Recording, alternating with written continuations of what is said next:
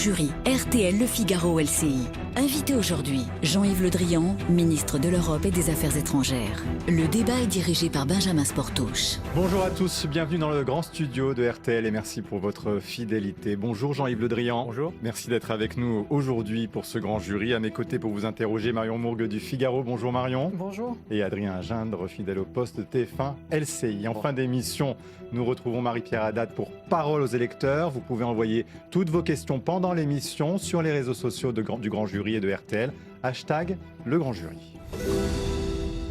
Alors Jean-Yves Le Drian, vous avez une longueur d'avance sur Emmanuel Macron puisqu'en mai prochain, vous achèverez votre second quinquennat en tant que ministre. Mais dans un monde de plus en plus incertain. On nous promettait un monde d'après-Covid plus solidaire, même au niveau des relations internationales, on l'espérait.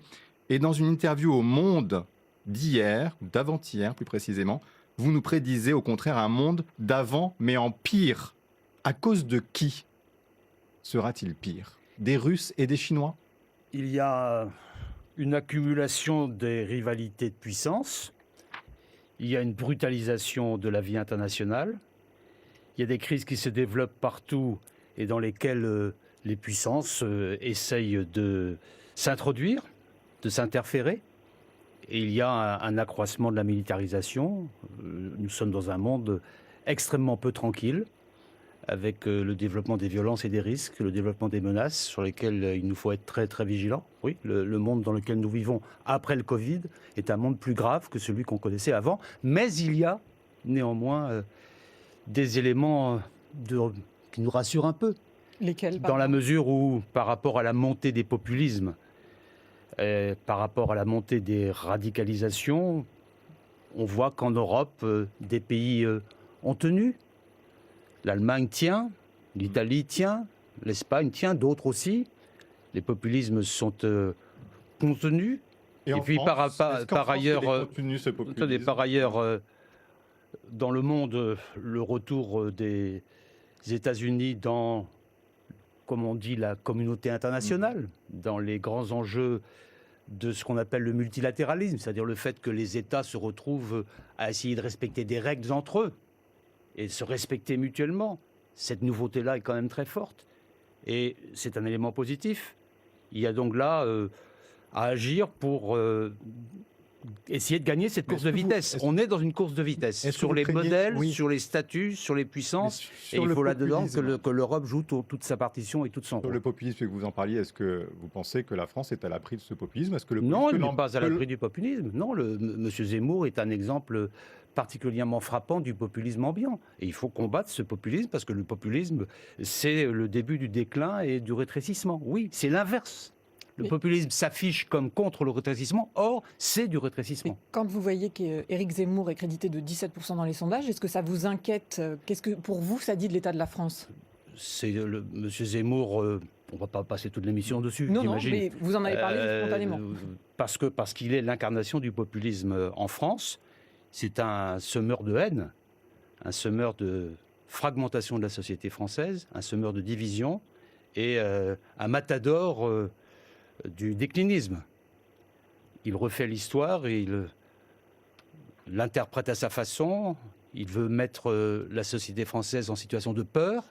Il faut combattre ça parce que nous avons beaucoup d'atouts et beaucoup de chances. Et quand je disais tout à l'heure que face au risque de brutalisation du monde, il y avait des éléments qui tenaient et qui nous donnaient de l'espoir, la France en fait partie, évidemment. Mais est-ce qu'il n'y a pas une responsabilité d'Emmanuel Macron dans cette montée de l'extrême droite dans ce pays, Jean-Yves Le Drian, puisqu'elle est passée en quelques années d'une quinzaine de pourcents, ou voire 20%, aujourd'hui à presque 35%. Un tiers de l'électorat est prêt à voter pour Marine Le Pen ou Éric Zemmour.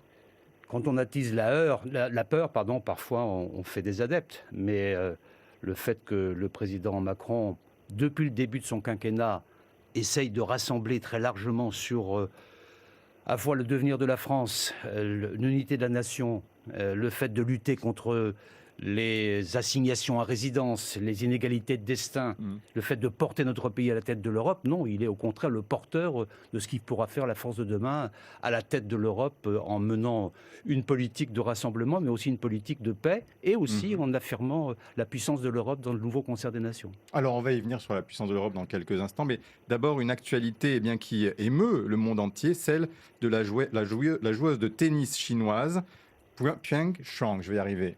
Marion Mourgue. Oui, elle a été aperçue dans un tournoi ces dernières heures, après qu'elle ait disparu, puisqu'elle avait dénoncé un viol de la part d'un haut dignitaire chinois. Quand vous voyez ces images, on voit que les gradins sont vides. Pour vous, ces images de la joueuse, est-ce qu'elles sont crédibles? Est-ce que ça veut dire qu'elle est en sécurité, qu'elle est libre? Qu'est-ce que ça vous inspire? Moi, sur cette affaire très préoccupante, je n'attends qu'une chose, c'est que Madame Peng Shuai parle.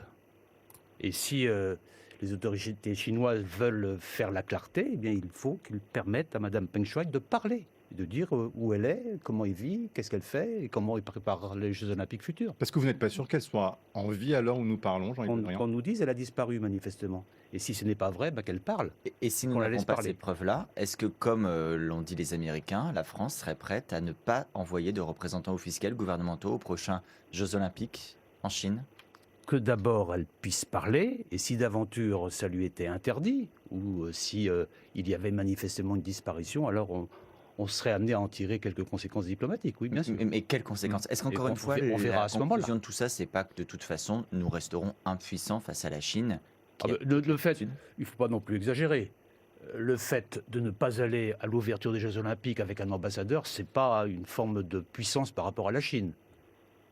C'est un symbole.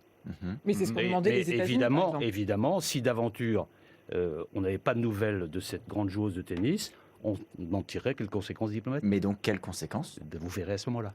Pourquoi ne pas avoir convoqué l'ambassadeur de Chine à Paris hier ou avant-hier? Parce que nous espérons toujours que Mme Peng Shuai va parler. Et si ce n'est pas le cas, vous le On convoquerez? tirera les conséquences diplomatiques. Mais vous n'avez pas le sentiment que le temps Je vous presse? dirai comment à ce moment-là. Peut-être par une convocation de l'ambassadeur? Vous verrez. Bon, on verra à ce moment-là. Alors on passe à une autre crise, celle qui agite l'Europe.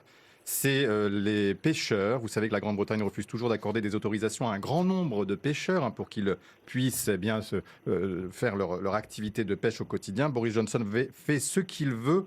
D'abord pour le Brexit, ensuite pour la pêche, a-t-on entendu dire. On a perdu toute marge de manœuvre face à lui. Pas du tout. Moi, je ne considère pas que cette affaire soit terminée. Il y a des accords qui ont été passés, accords de commerce et de coopération, entre l'Union européenne et le Royaume-Uni pour gérer la période de post-retrait. Nous sommes maintenant dans la nouvelle période.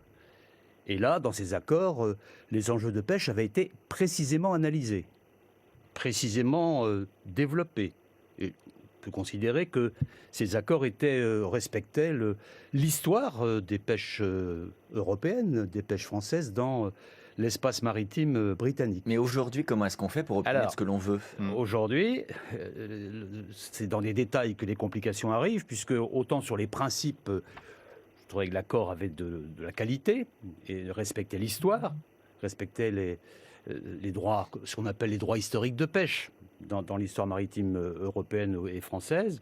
Aujourd'hui, les Britanniques sont en train de faire du pointillisme exagéré, exaspérant sur l'antériorité des bateaux qui étaient amenés à pêcher dans les 6-12 000 et dans la zone de Guernesey et de Jersey, et essentiellement en direction de la France. Comment les contraindre à faire différemment? Eh bien, il y a des mesures qu'il faudra sans doute prendre lorsqu'on aura été au bout de la discussion, mais la discussion se poursuit. Et nous allons nous battre licence après licence, bateau après bateau, dans des discussions qui vont reprendre demain entre la Commission européenne et le Royaume-Uni en présence de la France. Mais il faut bien identifier qu'il s'agit d'un problème de l'Union européenne avec le Royaume-Uni. Ah, vous c'est demandez pas un à problème Bruxelles entre la d'intervenir, France alors. et le Royaume-Uni. Vous C'est l'Union européenne et le Royaume-Uni. Pourquoi? Parce que quand on a signé un accord, Oui. il faut le respecter. Surtout quand on est le Royaume-Uni, qui est comme la patrie de la démocratie au départ. Donc on respecte ses engagements, normalement. En plus qu'il y a une fierté britannique que l'on respecte. Alors s'il y a une fierté, il y a aussi une fierté dans le respect de la signature. Et dans le cas précis, il ne respecte pas. Donc c'est à l'Union européenne de dire, sur ce point-là, qui est manifestement globalement un point second par rapport à l'ensemble des accords. C'est un test que fait le Royaume-Uni à l'égard de l'Union européenne. Il faut que l'Union européenne exige le respect des Mais signatures. pourquoi est-ce que le Royaume-Uni céderait maintenant ce qu'il n'a pas voulu Parce céder que ces le dernières traité- semaines? Parce que le traité, l'accord de commerce et de coopération l'oblige à le faire. Et s'il ne le respecte pas, il y a des procédures qui vont suivre.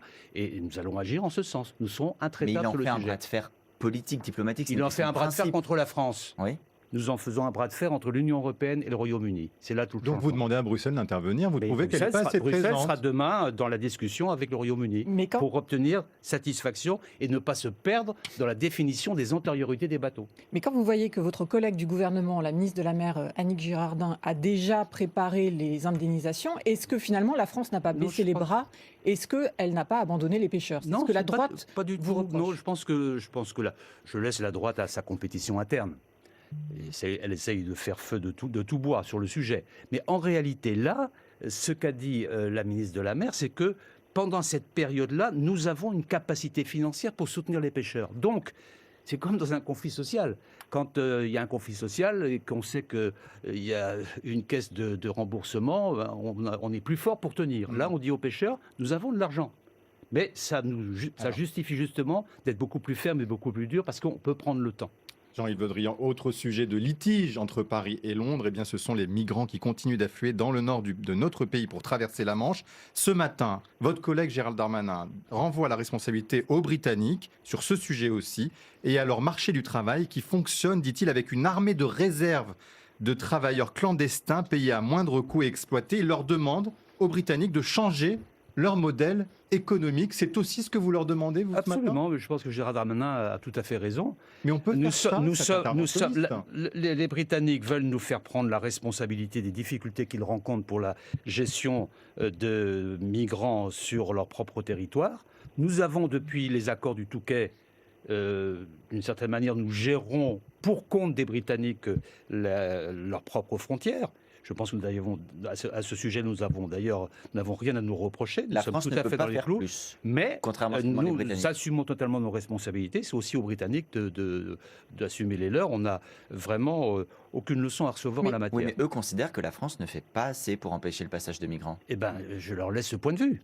Mais nous assumons nos responsabilités. Mais vous Et diriez nous faisons d'ailleurs cela pour le compte du Royaume-Uni. C'est vrai qu'ils nous payent en partie, mais c'est vrai que ce sont des coûts importants. Et nous mobilisons beaucoup de nos personnels, beaucoup de douaniers, beaucoup de gendarmes pour assurer la sécurité. on voit les dossiers Donc s'accumuler. nous avons des problèmes avec le Royaume-Uni, vous avez Ah, raison. vous avez- Voilà, alors comment vous qualifiez cette relation? Est-ce que c'est toujours des partenaires, des amis, ou ça devient quand même des concurrents, voire des adversaires de plus en plus quand on voit les dossiers se multiplier? Je pense que M. Boris Johnson est un populiste et qu'il utilise tout élément à sa portée pour à la fois essayer de se renforcer sur son poids politique au Royaume-Uni, mais aussi essayer de mettre sur la faute de l'autre des difficultés qu'il a en intérieur.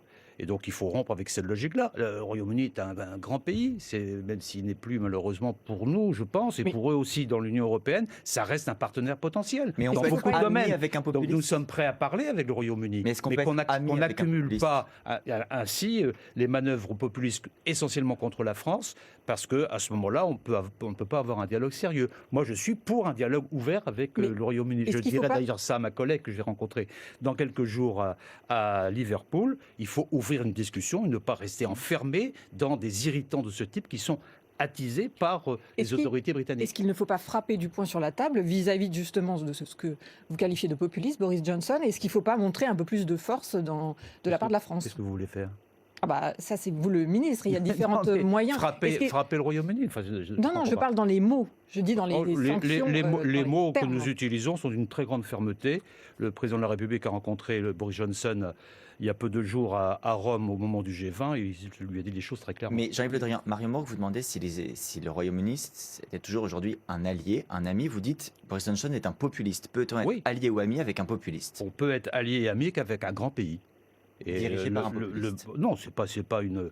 On ne fait pas une obligation de changement de gouvernement. On dit simplement que le fait que Boris Johnson est en train d'utiliser toute une série de sujets d'irritants avec la France pour asseoir davantage sur sa propre autorité n'est pas un bon signe. Mais nous sommes prêts à la discussion sur l'ensemble des sujets avec le attendant. Royaume-Uni, y compris sur des sujets lourds.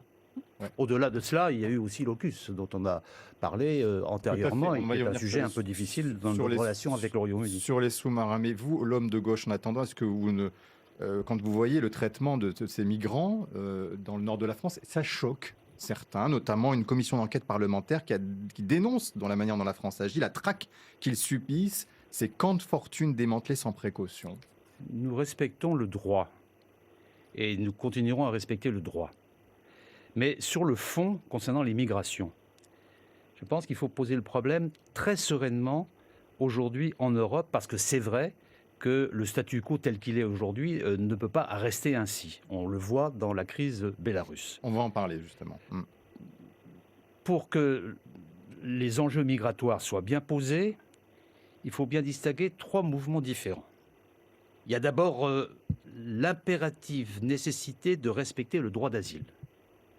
Parce que c'est l'honneur de l'Europe, parce que c'est l'honneur de la France, et parce que c'est partagé et c'est inscrit Mais c'est dans pas nos fait traités. aujourd'hui. Mais il y a un risque que des réfugiés qui viennent chercher refuge en Europe, en France ou ailleurs, au nom du droit d'asile parce qu'ils sont persécutés dans leur pays, se trouvent peut-être dissuadés, empêchés, mélangés avec un mouvement de migration irrégulière qui, s'il n'est pas traité comme il doit être traité, à ce moment-là, peut remettre en cause le droit d'asile lui-même, par des confusions généralisées, qu'il faut refuser. Et puis vous avez par ailleurs le mouvement migratoire régulier, avec des gens qui ont un contrat de travail ou qui vont faire leurs études en France. Tout ça. Donc et la France d'autres doit gens. rester une Donc, terre il faut d'immigration, Jean-Yves Le Drian. c'est absolument pas ce que j'ai dit, justement. Non mais je vous pose la question. Donc, Pourquoi la France doit faire en sorte vous choque quand on dit ça qu'il y ait... Non, parce que vous avez interprété mon propos.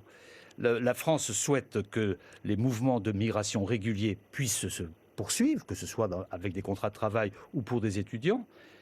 La France assume sa responsabilité d'être une nation d'asile pour ceux qui sont demandeurs d'asile et qui sont persécutés dans leur pays.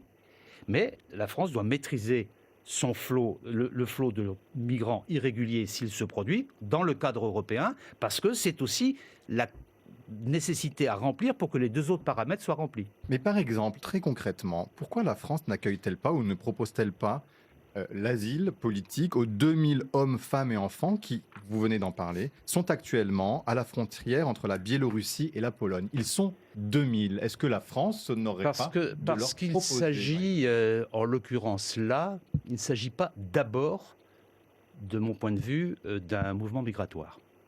Qu'est-ce que Il c'est pour s'agit vous d'une opération géopolitique manipulée, organisée, initiée, instrumentalisée par un dictateur dans le but à la fois d'assurer sa propre maîtrise de son territoire Alexandre Loukachenko, donc. et de faire en sorte que l'Europe se divise sur la question.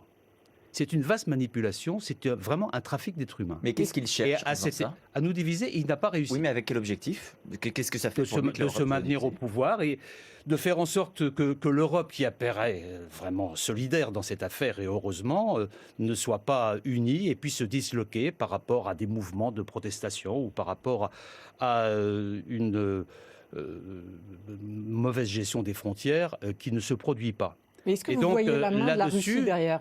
Il faut être une très grande fermeté. Nous avons été solidaires de la Pologne, nous le resterons.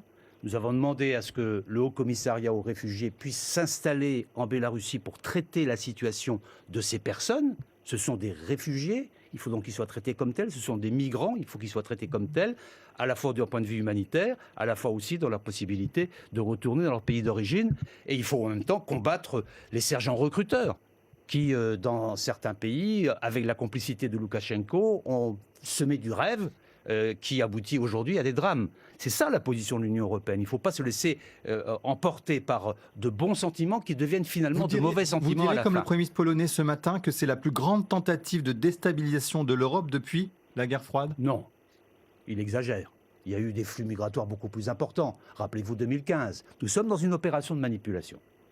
Mais est-ce que dans cette crise, vous voyez justement la main de la Russie dans ce que vous qualifiez de manipulation? Je dis que la Russie, étant donné la relation Poutine, assez étroite que le président Poutine entretient avec Loukachenko, elle doit avoir les moyens d'agir, de faire pression. Mais c'est Visiblement. maintenant que la pression doit s'exercer.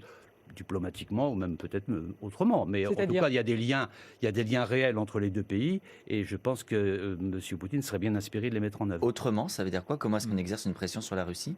Parce que le voisinage est tel, l'histoire est telle, les échanges économiques sont tels, la complicité politique est telle que M. Poutine a la capacité de faire Oui, levier. mais comment est-ce que nous, on fait en sorte que la Russie bouge? En en parlant, c'est ce qu'a fait le président Macron en s'entretenant pendant plus de 2 heures il y a quelques jours avec le président Poutine, précisément sur cette question. Et Il vous fait avez pas un vu double des jeu, Vladimir effets? Poutine, c'est-à-dire vis-à-vis de l'Europe en disant j'interviens auprès d'Alexandre Loukachenko et en fait il ne fait rien sinon attiser. C'est à lui de vérifier si les engagements qu'il prend à l'égard du président Macron sont suivis des faits ou s'il les met en œuvre. Ne C'est vous pas n'y à moi de le croyez pas. savoir. Mais en tout cas, le président Poutine a promis d'intervenir. J'espère qu'il l'a fait. Une précision, Jean-Yves Le Drian, sur la question du mur envisagé par la Pologne sur 180 km de frontières pour se protéger. Quelle est la position de la France? Parce qu'en fonction des ministres qu'on écoute en ce moment, on a du mal à comprendre si la France soutient ou s'oppose à la construction de ce mur. La France redit d'abord et avant toute chose que c'est à la Pologne d'assurer pour le compte de l'Union européenne la sécurité de la frontière extérieure de l'Europe, donc la frontière entre la Pologne et la Bélarus. Est-ce que ça peut passer Comme- par un mur? Comme elle le dit à la Lituanie, parce qu'il n'y a pas eu que la Pologne, il y a eu la Lituanie, il y a eu aussi un peu la Lettonie, doit assurer cette responsabilité. Il est souhaitable qu'il le fasse dans le cadre des outils dont dispose aujourd'hui l'Union européenne, et en particulier dans le dispositif dit Frontex, c'est-à-dire l'agence des gardes frontières qui a été mise en place par l'Union européenne pour assurer sa propre protection des frontières. C'est-à-dire le faire dans le respect du droit. C'est ce que nous souhaitons. Et la réponse, elle doit être là Mais et nous engageons Construire un mur, vraiment. c'est se mettre en ça dehors ne- du droit? Je pense que là, ce n'est pas la réponse appropriée au moment où on parle. Ça veut dire que pour vous, les frontières de l'Union européenne ne doivent pas être forcément en dur. Ce n'était pas la philosophie de l'Union européenne au départ. Écoutez, les frontières de l'Union européenne doivent être respectées, préservées, structurées.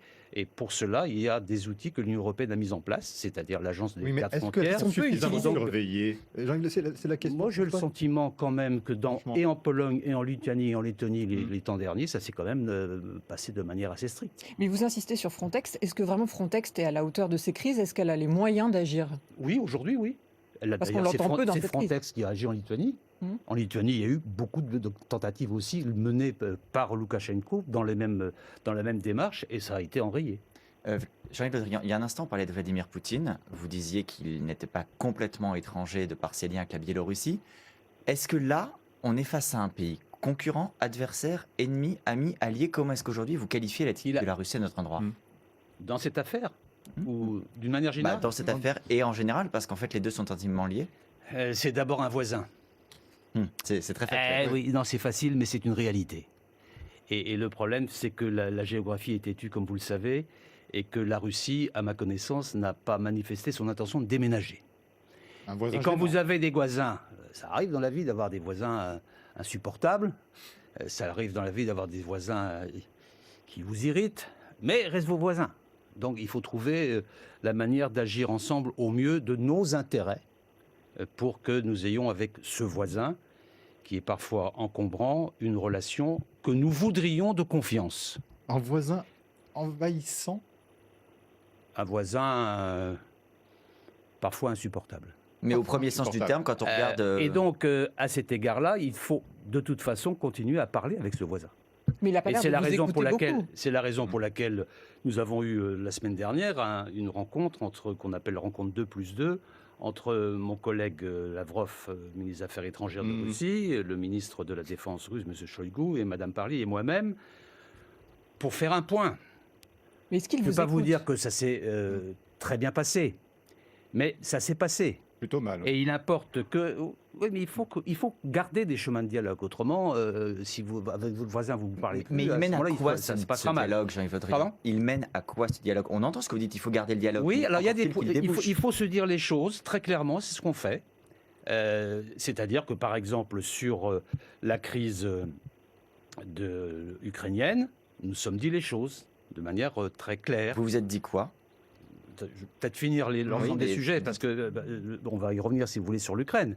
Mais sur la crise au Sahel, nous sommes dit les choses. Et là, nous avons Alors, constaté prenons peut-être les sujets des un par un, points. Jean-Yves Le Drian, Non, mais c'est je un vous- sujet très complexe. Vous me demandez ce qu'on fait avec Oui. la Russie, je vous explique. Vous On dites parle les de choses. cela.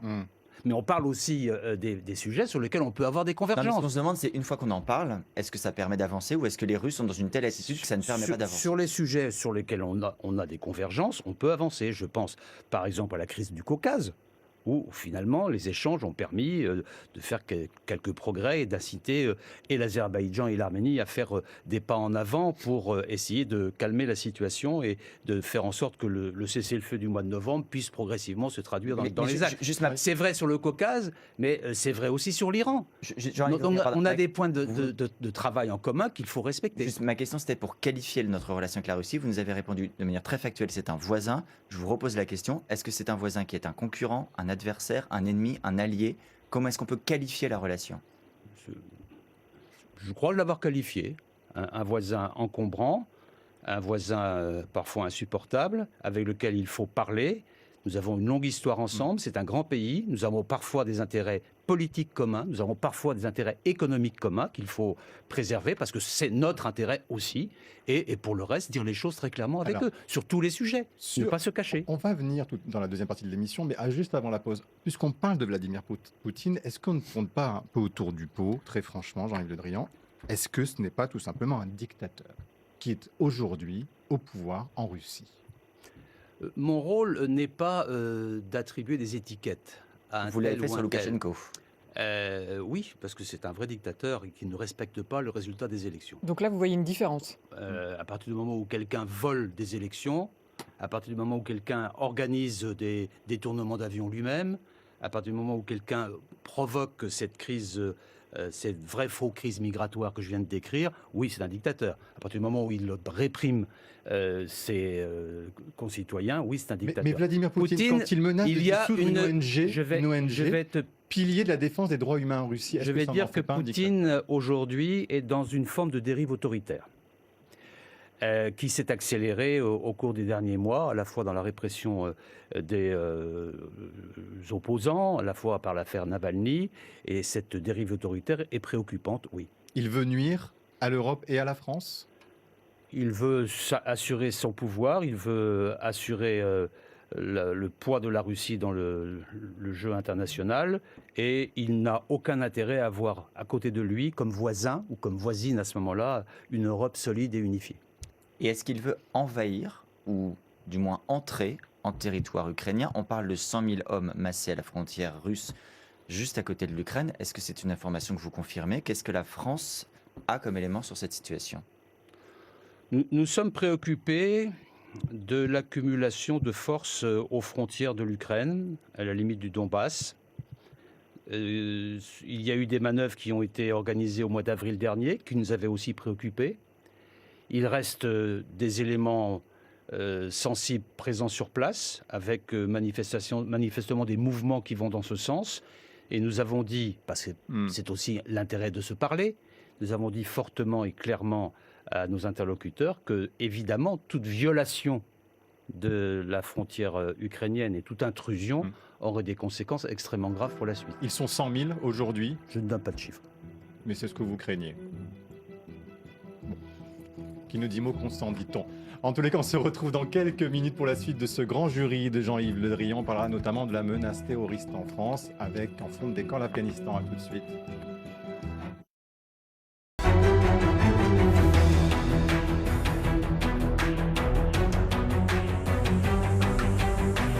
Suite du grand jury RTL Le Figaro LCI.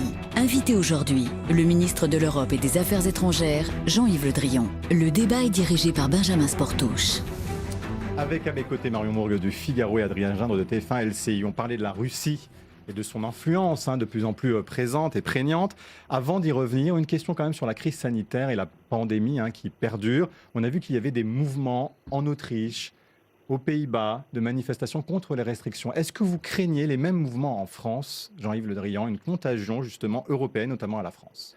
Pour le moment, la situation en France est meilleure que dans d'autres pays, dont les pays que vous citez, parce que le niveau de vaccination a été extrêmement important. Il y a un taux de près de plus de 88% si on prend la population de plus de 12 ans, ce qui est énorme. Je crois que la pédagogie partagée a payé.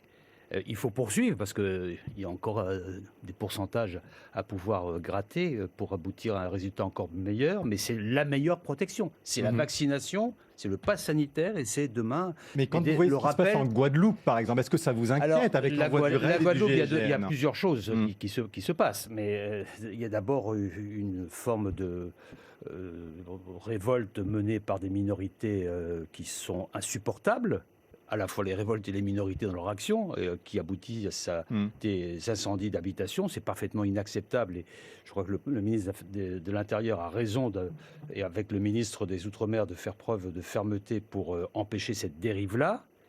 Il y a la nécessité de poursuivre le dialogue avec les organisations syndicales, et en particulier les organisations syndicales de santé, pour faire en sorte que les personnels soignants soient vaccinés, parce que ça fait partie de la protection de l'ensemble de la population. Et puis il y a à ouvrir le débat avec les élus de Guadeloupe, ce que va faire le Premier ministre, je crois, demain, pour...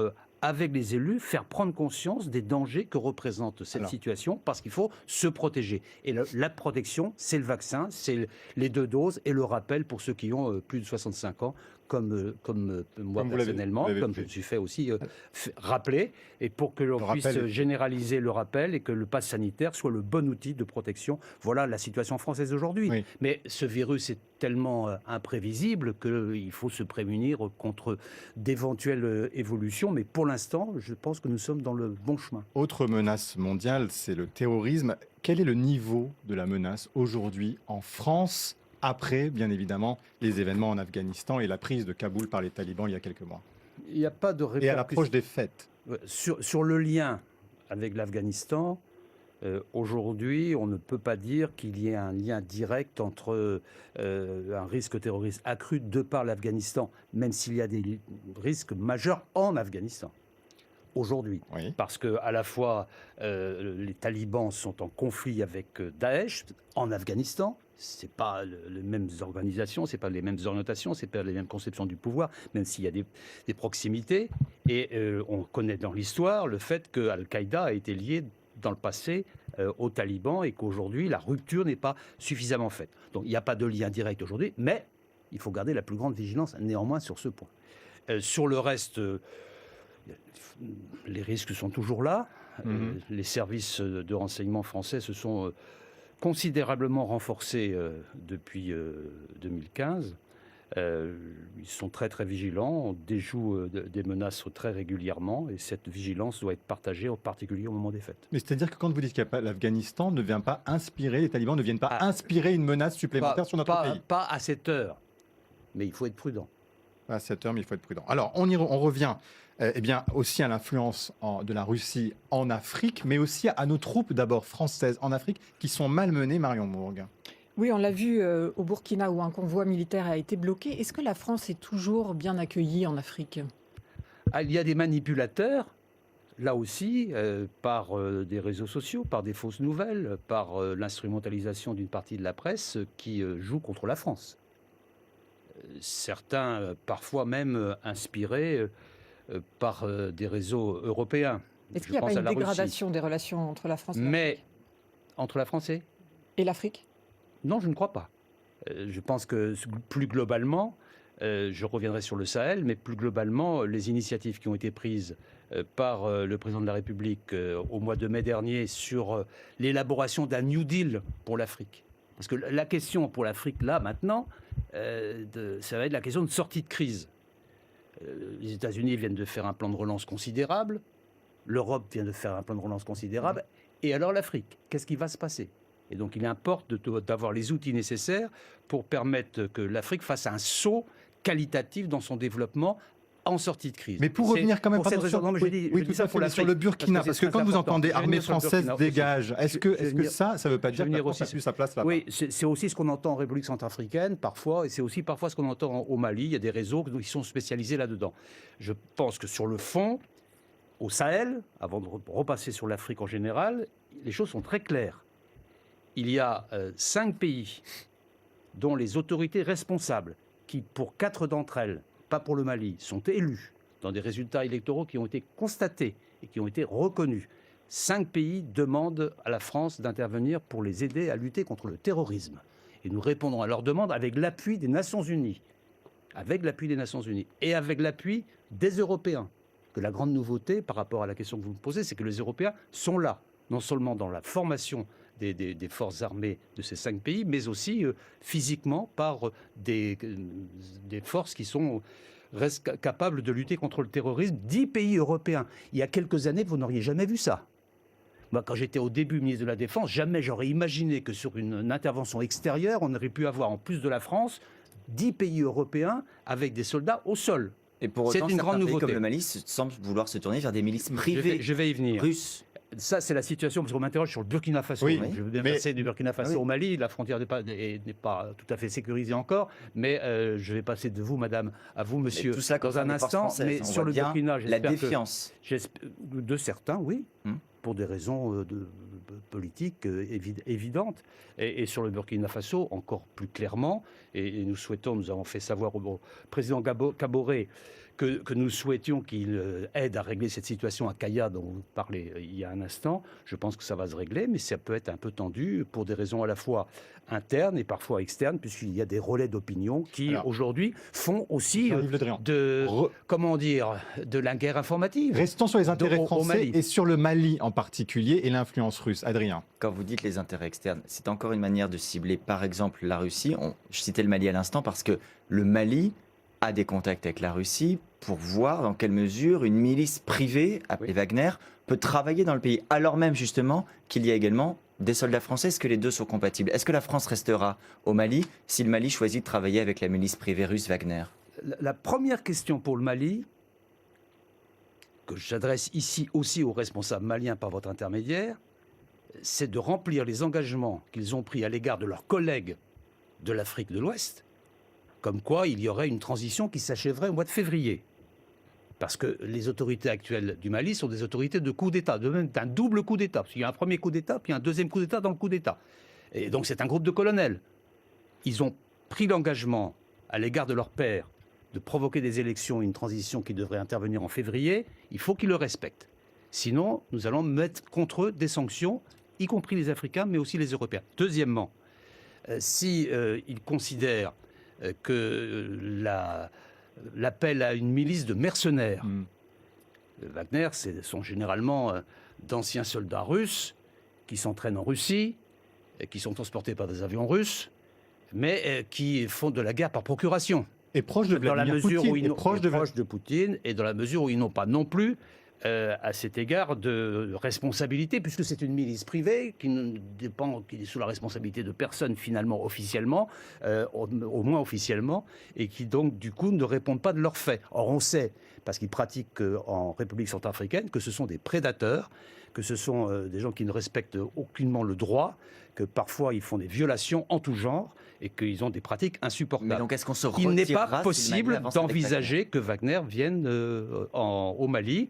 Nous l'avons dit avec beaucoup de force aux intéressés, aux responsables maliens. Et l'Union européenne a pris, à ma demande la semaine dernière, des dispositions de sanctions à l'encontre de Wagner pour des faits de ce type exercés à la fois en Libye, mais aussi en Mais République très clairement, centrafricaine. est-ce que Vladimir Poutine essaye aussi de déstabiliser la France en Afrique et au Mali? Je pense que l'intérêt de la Russie, sous l'autorité de Vladimir Poutine, n'est pas d'avoir une Europe forte, d'abord sur le continent européen, même une Europe forte en Afrique. Et l'intérêt de l'Europe, c'est d'avoir une relation avec l'Afrique qui soit Oui. beaucoup plus structurante, beaucoup plus dynamique, d'où la question posée tout à l'heure sur la force du partenariat avec l'Afrique, que nous allons d'ailleurs mettre en œuvre au moment de la présidence française. Ça fait Marion. 45 minutes qu'on parle d'un certain nombre de crises. Est-ce que la puissance française veut encore dire quelque chose? Est-ce que la France se fait entendre dans toutes ces crises évoquées, que ce soit avec les partenaires européens ou avec d'autres partenaires? Oui. On a l'impression que vous prenez la diplomatie, ce qui est votre métier, mais qu'on n'est pas forcément entendu. Je lis souvent des déclarations, y compris dans le débat à droite, qu'il m'arrive parfois d'entendre, que dans cette affaire de crise, nous serions muets ou finalement rétrécis. Je pense que c'est le contraire. Parce que dans un monde qui est en plein bouleversement, on le disait au début, en pleine conflictualité, en plein risque, en pleine menace, à chaque fois, à chaque crise, c'est la France qui prend l'initiative. Et les résultats ne sont pas toujours immédiats. Mais par exemple, sur le Mali, puisque nous en parlons, c'est la France qui a pris l'initiative d'organiser sur la question du Sahel et singulièrement sur la question du Mali une grande coalition de aujourd'hui 60 pays et associations et organismes internationaux qui travaillent avec la France pour les enjeux du Sahel. Mais quand sur vous la voyez Libye, le dossier des sous-marins, on ne peut pas dire que la France je vais a y été venir sur les entendue. sous-marins. Si vous me menez sur les sous-marins, je suis assez professionnel sur le sujet. Oui. Et vous avez été très mais je affecté peux par tenir cette longtemps. crise. Mais je vais revenir d'abord sur un autre sujet qui concerne l'initiative de la France. Sur la Libye, si le président Macron n'avait pas pris d'initiative au cours de son quinquennat, 3 initiatives, pour faire en sorte qu'on aboutisse à un résultat positif sur la Libye, il ne se serait pas passé grand-chose. Nous sommes à l'initiative, et là, à Paris, il y a quelques jours, on s'est donc mis d'accord sur un calendrier électoral, sur un cessez-le-feu et sur un dispositif militaire d'apaisement. Sur l'Irak, la réunion que le président de la République a tenue à Bagdad à la fin du mois d'août a réuni autour de la table des gens qui n'avaient pas l'habitude de se parler. Il y avait à la fois l'Iranien, le Saoudien, il y avait à la fois le Turc, l'Irakien, tout le monde était là. Parce que le président de la République, en raison des relations historiques que nous avons avec l'Irak, a été celui qui a pu rassembler et réunir. Jean-Yves Le Drian, Sur chaque crise, nous sommes à l'initiative et nous sommes écoutés. Est-ce qu'on ne peut pas, ces 10 dernières années, quel que soit le temps qu'on prenne, est-ce qu'on ne peut pas constater que l'influence, la place de la Chine, de la Russie dans le monde a grandi et qu'on est aujourd'hui dans une sorte de guerre froide avec ces pays? C'est une question différente de celle que me posait madame. Exactement. L'interrogation tout à l'heure, est-ce que la France garde sa place? Oui. Elle est à l'initiative? Est-ce que la place oui. des autres n'est pas Est-ce plus que sur grande? toutes les crises étaient à l'initiative? Oui. Et c'est aussi nous qui, au niveau européen, avons déclenché l'initiative Indo-Pacifique qui vise à faire en sorte que sur les enjeux indo-pacifiques, qui sont les enjeux du 21e siècle, les grands enjeux de demain sont là. Nous sommes présents, nous sommes une nation on n'a pas riveraine. perdu, donc je reformule la question différemment. Est-ce que les autres n'ont pas en revanche gagné en puissance? Que la Russie et la Chine. Que la Chine se renforce, oui, c'est une évidence. Mais elle ne se renforce pas uniquement contre nous. Elle renforce sa place dans le monde. À partir du moment où le président Xi a dit en 2049, nous serons la première puissance mondiale, effectivement, ils prennent les moyens avec un renforcement autoritaire interne très significatif et avec l'accroissement d'une conflictualité potentielle avec les États-Unis. Ça, c'est une réalité. Que peut-on faire? Est-ce qu'on fait du bloc contre bloc? Je ne crois pas que c'est la bonne solution. En particulier dans l'Indo-Pacifique. Je crois que la bonne solution, c'est de faire en sorte que tous les pays qui le veulent bien, c'est-à-dire qui respectent le droit, qui respectent la souveraineté, en particulier le droit maritime, qui respectent la souveraineté de chaque État, mais qui voient bien que les enjeux dans l'Indo-Pacifique sont à la fois des enjeux climatiques, des enjeux de sécurité, des enjeux de connectivité, des enjeux environnementaux, qui se mettent ensemble pour agir ensemble sur un certain nombre de projets. C'est ce que veut la France et c'est la raison pour laquelle nous ferons, pendant la présidence française, une initiative de nouveau sur l'Indo-Pacifique, avec les ministres d'Indo-Pacifique qui voudront bien se joindre à nous, les ministres européens, pour qu'il y ait une vraie dynamique européenne dans l'Indo-Pacifique, à l'initiative de la France. Pour se rattraper des sous-marins, est-ce qu'on aura des dédommagements réels de l'Australie ou pas? Je vais vous dire, les sous-marins, pour moi, c'est pas fini. Vous êtes sûr de ça? Non, peut-être pas pour la France, mais le sujet n'est pas clos. Donc on n'a pas totalement perdu, c'est ça que vous voulez Et dire? c'est pas que nous n'avons pas totalement perdu, c'est que les Australiens peuvent avoir perdu beaucoup plus qu'ils ne le croient.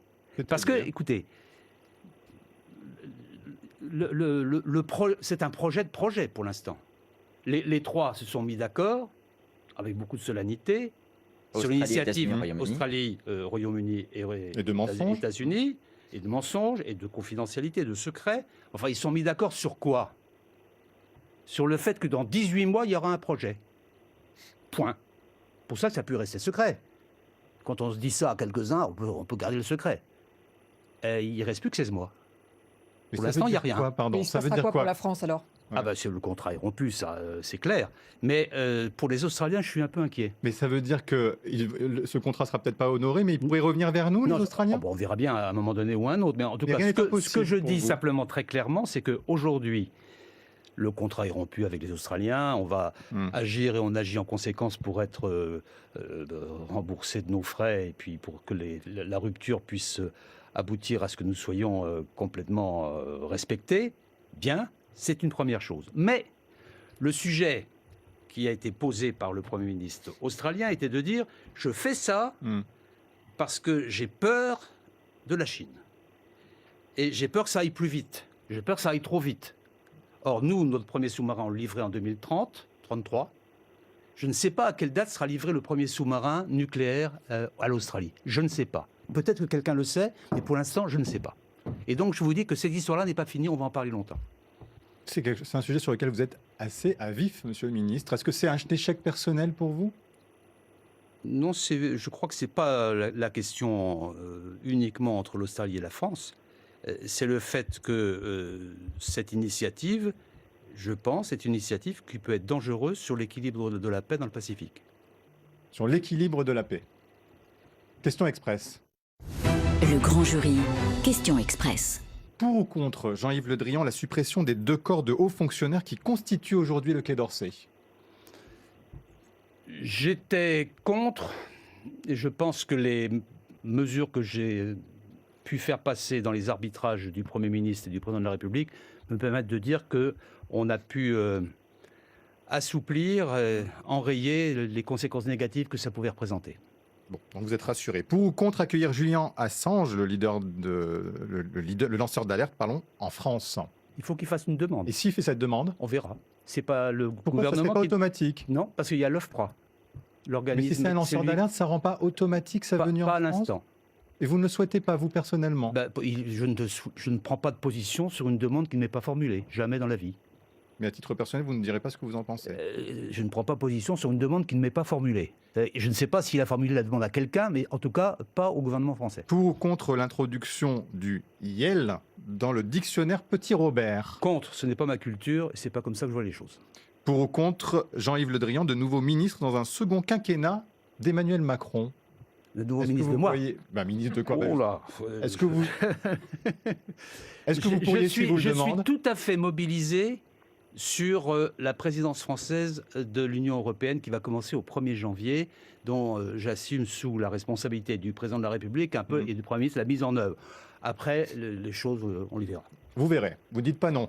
On en revient à la campagne des Républicains pour la désignation de leur candidat. Vous en parliez tout à l'heure, Marion Mourgue. Comment vous accueillez leur proposition de revenir sur le droit du sol, que ce soit dans certains territoires ou sur l'ensemble de la France, pour revenir au droit du sang?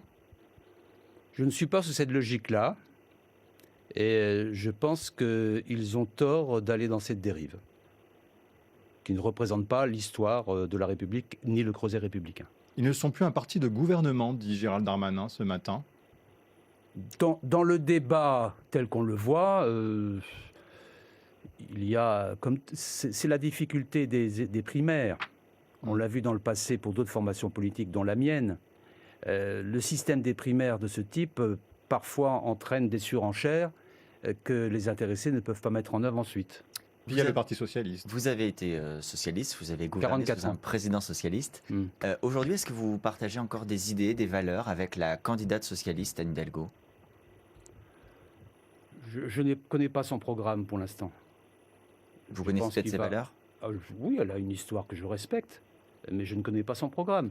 Simplement, ce que je constate, c'est que depuis la dynamique mauvaise qui avait été initiée par ce qu'on a appelé les frondeurs, les socialistes n'arrêtent pas de dégringoler. Et que le score, les petits scores dans les sondages qui aujourd'hui sont attribués à Anne Hidalgo, ce n'est pas de la responsabilité de Madame Hidalgo. C'est la conséquence d'une itinérance mauvaise et qui amène des ruptures successives avec l'électorat. Moi, je suis toujours de gauche. Vous êtes me avec qui incarne la gauche dans Pourquoi ce pays alors aujourd'hui? Pour l'instant, il n'y a pas d'identification personnelle d'un candidat de gauche pour aller Donc aux c'est pas élections Emmanuel présidentielles, Macron en mais tous les cas. ça C'est viendra. pas Emmanuel Non, Macron. mais je suis à l'aise avec Emmanuel Macron, je l'ai déjà dit ici. Quand il porte est plus à une droite qu'à partie- gauche. Je ne suis pas sûr. Ah, vous n'êtes pas sûr?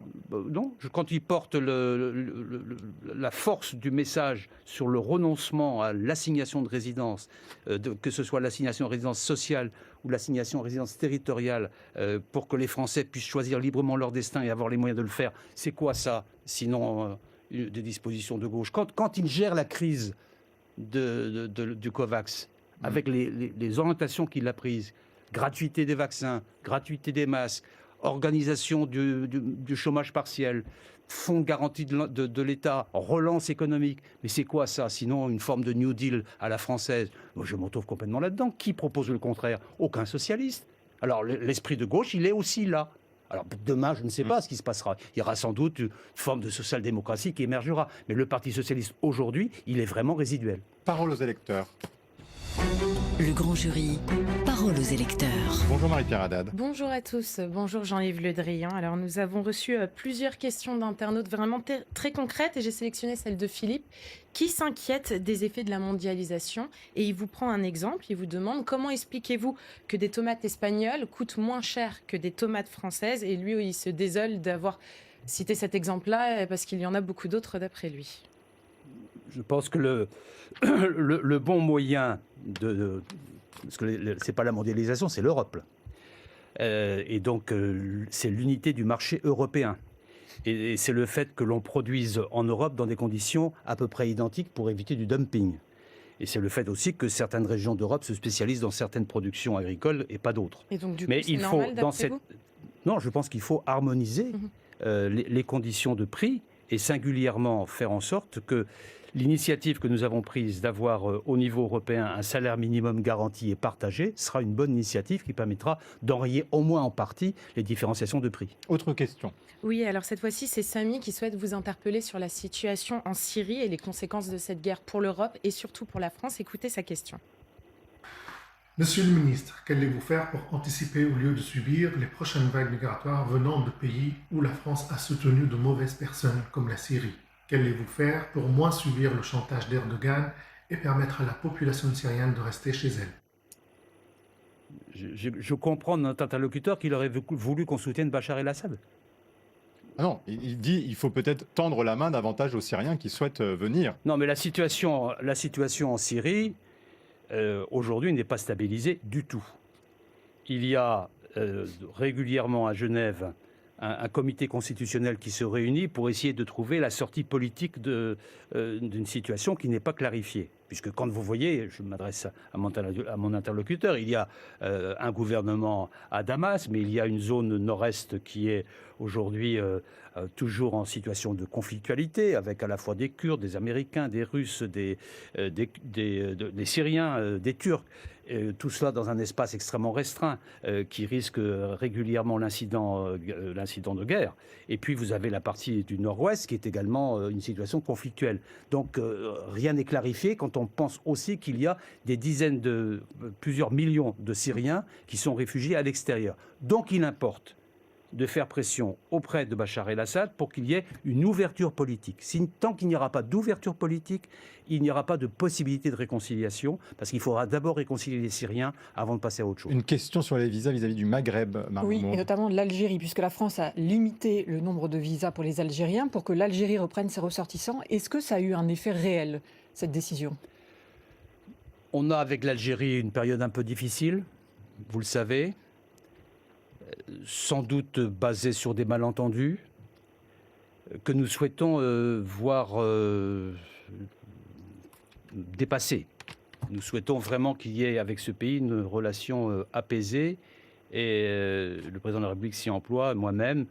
Nous avons une longue histoire avec l'Algérie, faite parfois de conflictualité. Et sur la question des... Non, mais je le dis parce que nous sommes dans un moment très particulier.